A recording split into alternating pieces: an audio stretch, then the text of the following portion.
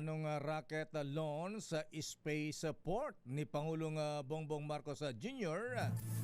Nakaayon daw sa AFP modernization, ayon naman sa militar. Papalipatan ng rocket sa Cagayan, ha? Ayan. Akala ko outer space.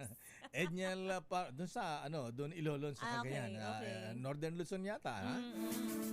Alamin natin detalye mula kay Aris number 52. Edniel Parosa, please come in.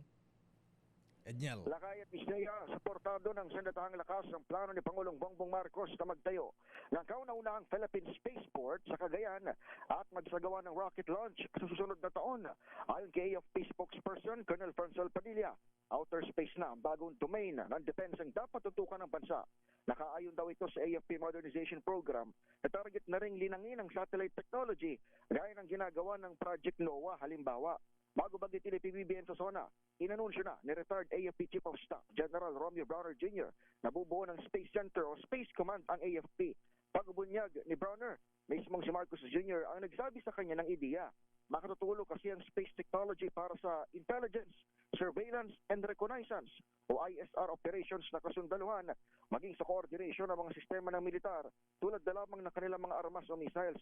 Kaugnay nito, tiniyak ni Padilla ang kahamdaan ng AFP na suportahan ng Department of Science and Technology at iba pang kaukulang ahensya para sa katuparan ng naturang proyekto. Pakinggan natin ang AFP spokesperson.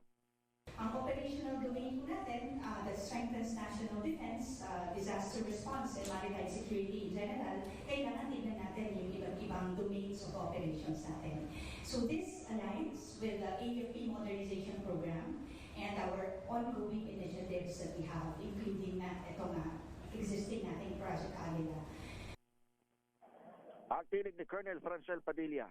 Ako si Edniel Parosa, nag-uulat para sa DZRH. Una sa Pilipinas, una sa Pilipino.